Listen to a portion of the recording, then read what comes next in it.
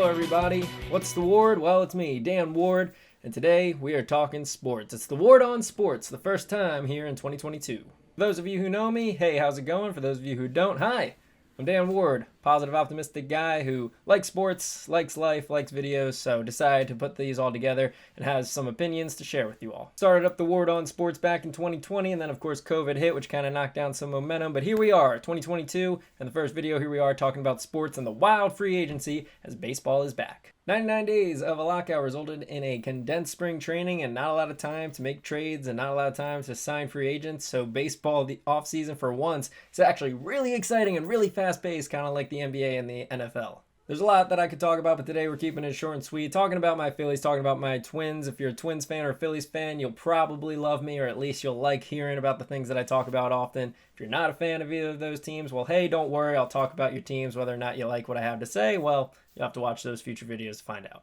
It hasn't been a fun free agency so far. Where was the Chris Bryant that we've been hoping for? Where is the Kyle Schwarber that I was essentially promised during the lockout? Where is Nick Castellanos? Is he off hitting another home run to make it a 4-row ball game? I don't know. He's not on the Phillies yet. I pride myself and think of myself as a man of faith. As there's a drive in a deep left field by Castellanos, it will be a home run, and so that'll make it a 4-0 ball game. So far, all the Phillies have done are sign Odubel Herrera, Yuris Familia, and Brad Hand. We've got one guy who used to be a fan headache, one of my favorites, but then he gets charged with domestic violence, and nobody on the fan base likes him. Nobody on the fan base wants him on the team, and yet they bring him back. This average at best player who nobody even wants on the team. Then you bring in Yuris Familia, who is another guy that nobody likes. He's been a Met for the majority of his career, so nobody on the Phillies really cares about him. And when you're comparing him to who they could have had, which was Hector Neris, a proven guy who, yes, can be a headache. My dad, if he's watching, he'll let you know how much he's fine with Neris not being on the team. But he is arguably a better pitcher than Familia. His numbers say that he's better. He would have been just the same price, if not cheaper. So why did they go get him? He's not that good. He wasn't that good last year or 2 years ago. He's not the 2015, 2016 guy. That's when he was amazing. Hey, bullpen arms, they fluctuate. Maybe he hit his peak, hit a valley, and now he's rising back up. But I don't know. The same could be said for the other guy that they signed, Brad Hand. As a lot of people are against that because he had an iffy year last year, but there was a tweet online, which I'll show here, that shows that in his starts and not against the Phillies, he was actually a pretty good pitcher. And for me, I like his stuff in the past. I was actually happy with this signing. I think that the Phillies went 1 for 3. It's good. Get as many arms as you can in that bullpen. Bullpens are such a crapshoot every single year that just grab as many guys as you can, throw them in there, see what happens. You never know who's going to be good or who's going to be bad. There's very few guys like Josh Hader out there who are consistently good year in and year out in the bullpen. So 1 out of 3 thus far. Brad Hand, I like it. Familia, I guess you could just go with my argument of, hey, get a guy who's proven in there and see what he can do. And then Odubel Herrera, you screwed yourself up for all of us. Don't hit women, and people would probably be fine with you on the team. Now you start using your head! Not a lot of options for center field. They do need a center fielder, but might as well throw Mickey Moniak back out there and Matt Vierling. Let them go at it. That's fine. At least we'll have people that we want to root for and are fine with having on the. It's a short free agency, but there's still technically a lot of time, so not completely down on the Phillies. If they go get Schwarber and Castellanos, or they get Chris Bryant, if they bring in Zach Greinke or something like that, combination of those moves, then awesome. Looks like a great offseason, and they'll be ready to ride for a chance at the NL East. Fortunately, my number 2 team, the Minnesota Twins, have been very exciting. And from the Twins fans that have been lifelong Twins fans full-time, they are saying that this is one of the wildest off seasons that they have ever seen. Quickly, for those of you thinking that I'm just jumping on a bandwagon or something like that, Twins have always been my number 2 team. Shout out to my grandma D, who is a lifelong Twins fan. And also, there was a video back prior to the shortened COVID season where I said if the Phillies do not make the playoffs, then I will become a full-time Twins fan. If they can't be a playoff team this year, then you know what?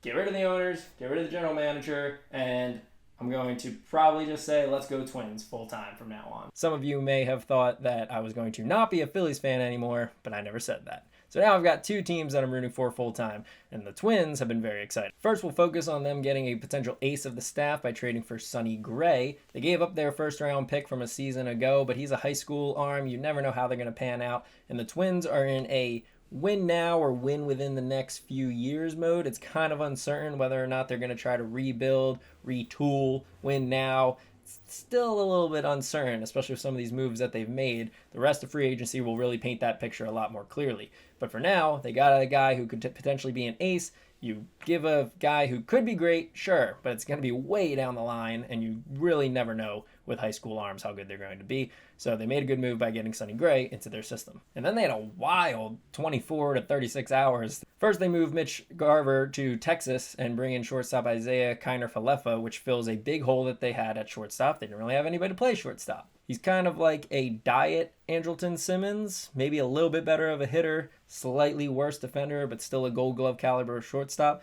So it seemed like a solid player to have. You know, he's definitely on the rise. He has a high ceiling. So was a good move. Get the shortstop that you need. Bring in another pitching arm as well that can be a productive member of the bullpen. And Mitch Garver, solid offensive catcher. You love having offense at the catcher spot, but not a make or break guy. Texas needed a catcher. Twins needed a shortstop. Seemed like a fair trade. Seemed like a smart move for both teams. So then you spend 24 hours coming up with this thing for IKF and saying all his stats and why he's going to be great for the Twins. And then all of a sudden they go, nope, send him off to New York in the big Bronx with Josh Donaldson and another catcher on the Twins. And they get back in return Gary Sanchez and Gio Urshela. Twins Twitter was so confused. They were blown away, just not even sure what's going on. They have a shortstop. Now they don't have a shortstop. Now they bring Gary Sanchez. Are they going to flip Gary Sanchez? Bob Nightingale says that they are going to flip him. Then Ken Rosenthal says they're not going to flip him. So do we have Gary Sanchez now? Is he going to be a DH? Is his defense going to be a problem? Gio Urshela, is he supposed to play shortstop? We don't want him at shortstop. Is he going to play third base? Well, they have third base. Great. But now we have another hole at shortstop. What's going on? Time will tell if this is a good move, but I think it's going to be a good move because it's really exciting now. They got rid of Josh Donaldson's contract. Trevor Story is still out there, and a couple of starting pitchers that could really help this Twins team out. Twins could easily now sign Trevor Story, bring in Zach Greinke, maybe Danny Duffy, re-sign Michael Pineda. There's also a lot of different arms still out there, starting pitchers. Nobody that blows you away, nobody that's going to be an ace, but a lot of solid guys that could at least have a chance to be competitive and worthwhile 4 or 5 starters to have on the team. Take a shot at some of them. They'll have plenty of money now to do so. If the Twins were able to get Trevor Story, then that lineup is going to look awesome with the likes of Arias, Buxton, Story, Sano, Kepler, Kirilloff, Urshela, Sanchez, Larnach on the bench, and a couple other guys that can still be impact players off the bench. That offense will look very good for the Twins. Then they still should have money left over to fill out their starting rotation. If they could get Zach Greinke, have a 1-2 punch of Sonny Gray and Zach Greinke, bring in Michael Pineda back. He was great for them last season. His numbers, some people love him, some people don't. I like him. I think he'd be a great number 3 again. And all of a sudden, this Twins team can bounce right back and start competing with the White Sox this year. But it all comes down to them signing Trevor Story. I think that is almost a must if they want to be competitive this year. And it's the only thing that really makes sense for them to move on from Josh Donaldson and Isaiah Kiner-Falefa. Why would you move those guys if you're not going to bring in a huge superstar or 2 big contracts? So the Phillies wait and see. The Twins wait and see. The Twins have been much more exciting so far. Phillies, get your acting gear. Please do something. It's been NFL free agency for 1 day since making this video, and in less than 12 hours, the Eagles made more impactful moves than the Phillies did over the last week. So get your stuff moving. Let's have some fun. Opening day is less than a month away. We got to get these players in. They got to get, comfortable with all the other guys. Bryce Harper's got to teach them how to be a winner. Let's go. And then last but not least, really quick, the Braves traded for Matt Olson and gave away a ton of good pitching prospects. So all of a sudden, the NL East is way more wide open. The Mets are still the Mets, so even though they look like the best team on paper, you never know what they're going to do. Without Freddie Freeman, I really think the Braves are going to drop in the standings. He is the leader on that team. Ronald Acuna is now the star, but can he be in that leadership role that Freddie Freeman was? Matt Olson's a great player. He's probably going to hit 500 against the Phillies this year, but he's no Freddie Freeman. So now all of a sudden the Braves are very interesting in that East. World Series champions to potentially not making the playoffs the very next year. Honest opinion. But the NL East is open. Definitely a 3-team race still, but definitely open for those fighting Phils, but the Phillies got to make a move. What is The Ward? The Ward is me, Dan Ward, and this was The Ward on Sports. More videos to come. Check out Twitter, YouTube. I'll be posting stuff all over the place, probably Facebook as well. So keep your eyes and ears open. Thanks for watching my video. I'll see you all next time.